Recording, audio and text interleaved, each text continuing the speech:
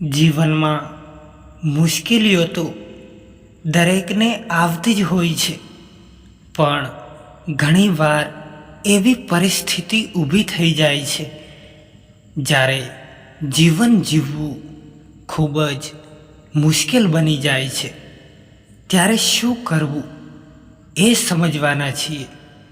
તો મિત્રો, આ વિડીયોને છેલ્લે સુધી જુઓ, જેથી સારી રીતે સમજણમાં આવે. નંબર 1, તમારી આસપાસ જુઓ. કોઈ મુશ્કેલીમાં છે કે દુઃખી છે, તમને કોઈક તો મળી જ જશે. કોઈકને તમારા કરતાં ઓછું, કોઈકને વધારે હશે જ. તમારી મુશ્કેલી ભૂલાઈ જશે, કાં તો બીજા કરતાં ઓછી લાગશે. એટલે તમને મુશ્કેલીમાં થોડી ખુશી મળશે. બીજાનું દુઃખ જોઈને ખુશ થવું એ માણસની પ્રકૃતિ છે. બધાને લાગુ નથી પડતું, પણ મોટા પ્રમાણમાં એવું જ હોય છે. નંબર 2, બહુ દૂર સુધી વિચારવાને બદલે સમયના નાના નાના ભાગ પાડવા લાગો. એક સમયે એક જ ક્ષણ જીવો. એક ક્ષણે મન ત્યાં જ રહેશે અને તમારો કાલ્પનિક ભય દૂર થઈ જશે.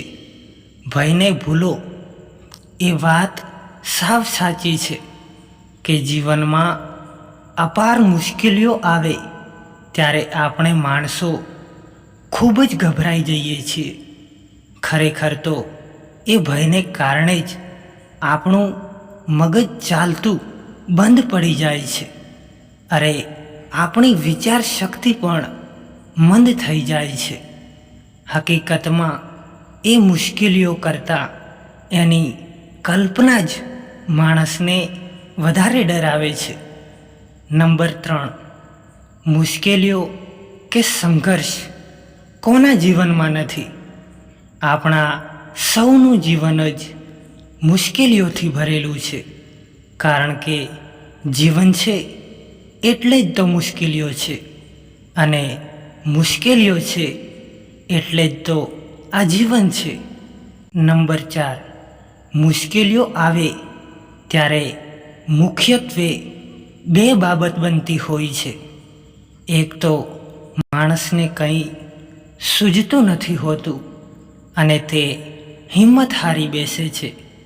જ્યારે બીજી બાબત એ છે કે આ જ મુશ્કેલીઓનો સામનો કરીને એમાંથી ઊભા થવાનું બળ મળે છે, અને એટલે જ સફળતા મળે છે.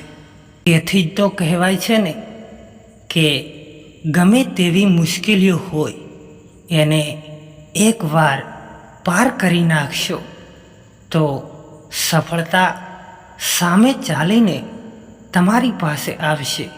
તો પછી હારી શું કામ જવું જોઈએ? નંબર 5, જીવનનો જંગ ગમે તેવી પરિસ્થિતિ સર્જાય, ગભરાવવાની કોઈ જરૂર નથી. મુશ્કેલીઓ વેઠનાર જ સાચા અર્થમાં જીવન જીવે છે. ઉતાર ચઢાવ તો જીવનમાં સામાન્ય બની ગયા છે. એ તો ચાલતા જ રહેવાનું. બસ આપણે બેસવાનું નથી, દોડતા રહેવાનું છે. અટકી જઈશું તો હાથમાં કંઈ જ આવવાનું નથી. નંબર 6, જીવનમાં બધું સરળતાથી મળવા માંડે તો એ શું કામનું?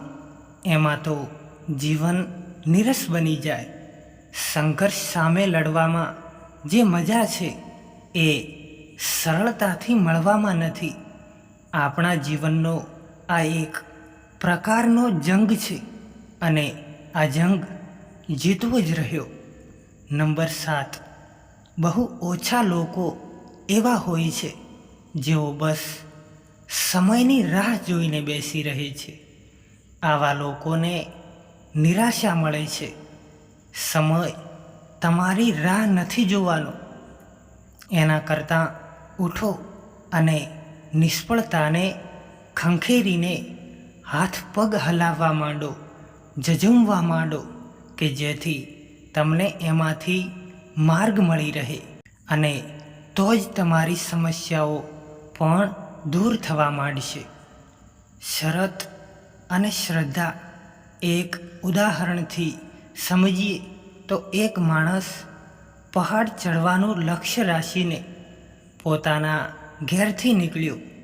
તેની પાસે અંધારી રાતે એકમાત્ર હતો ફાનસનો સહારો. ફાનસનું અજવાળું 2-3 ડંગલાથી વધારે ન આવતું હતું, એટલે તે ગભરાઈને બેસી ગયો. એ જ વખતે બીજો કોઈ માણસ પણ ત્યાંથી પસાર થયો. એણે કહ્યું, તું કેમ બેસી ગયો? તો એ માણસનો જવાબ હતો, મારે 1000 માઇલ દૂર જવું છે, પણ ફાનસનું અજવાળું 2 ડગલા સુધી જ આવે છે, તેથી હું બેસી ગયો છું. એની વાત સાંભળ્યા પછી એ બીજા માણસે કહ્યું, શું તું બેસી જઈશ તો આ સમસ્યાનો ઉકેલ આવશે ખરા? અરે, જેટલું અજવાળું છે એટલા 2 ડગલા તો તું ચાલ અને ભરોસો રાખજે કે આ ફાનસનું અજવાળું 2 ડગલા મળે છે, તો આગળ 2 ડગલા ચાલવાથી બીજા 2 ડગલા સુધી અજવાળું આવવાનું જ. કહેવાનો મતલબ એ છે કે મુશ્કેલીઓ ભલેને ઘણી હોય, પણ એમાંથી બહાર આવવાની સૌ પ્રથમ શરત છે શ્રદ્ધા રાખવી. નિરાશાવાદી માણસ દરેક તકમાં મુશ્કેલી જુએ છે, જ્યારે આશાવાદી માણસ દરેક મુશ્કેલીમાં પણ તક જુએ છે.